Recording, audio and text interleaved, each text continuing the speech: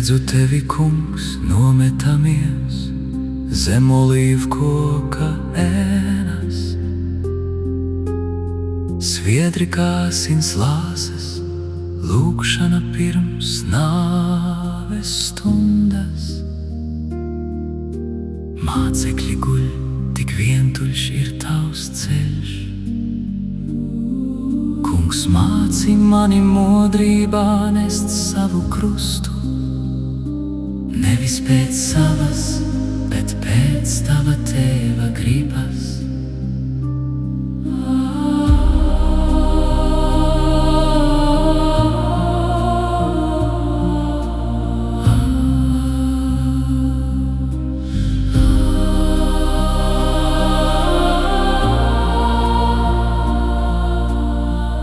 Viltus liecinieki runā, bet tu klusē kā jērs.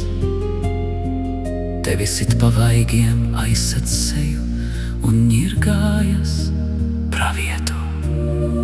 Cietējs Dieva kalps, neviens tevī nesaskata glābēju. Dod man, kungs, spēku paciest netaisnību bez atriebības. Atdot tiesu tēvam, kad pasaule mani nosoda. Nevis pēc savas, bet pēc tava tēva gribas.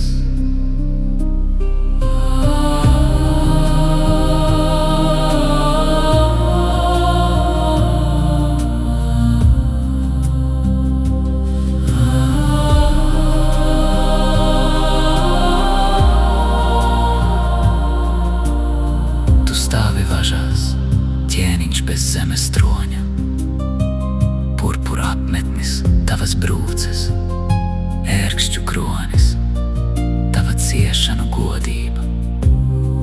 Lūk, cilvēks, saka Pilāts, neredzot, ka lūk pats Dievs.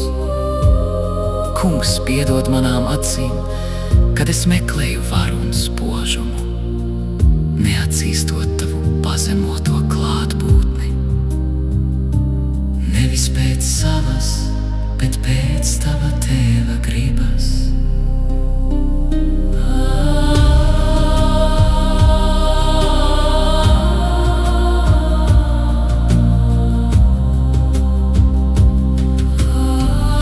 Smagais baļķis drupina tavus plecus, cilvēku sāpes.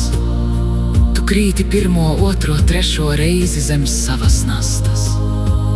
Sīmanis no Kirēnas nāk no lauka, piespiedu māceklis. Māci mani, kungs, nevis skatīties no malas, bet pielikt savu plecu zem tava krusta šodien. Nevis pēc savas, bet pēc tava tēva gribas.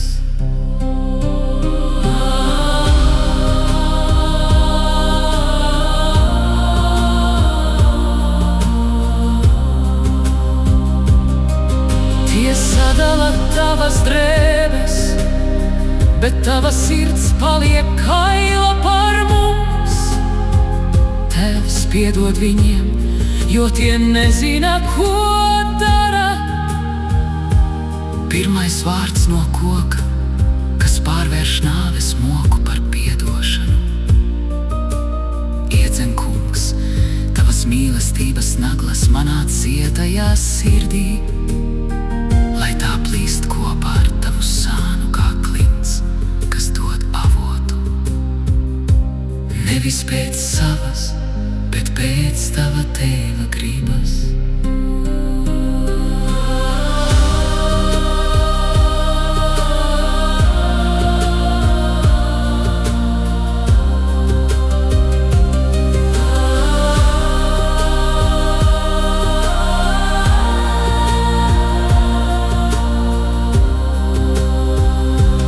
Jāzeps no Arimatijas noņem tavu miesu no krusta.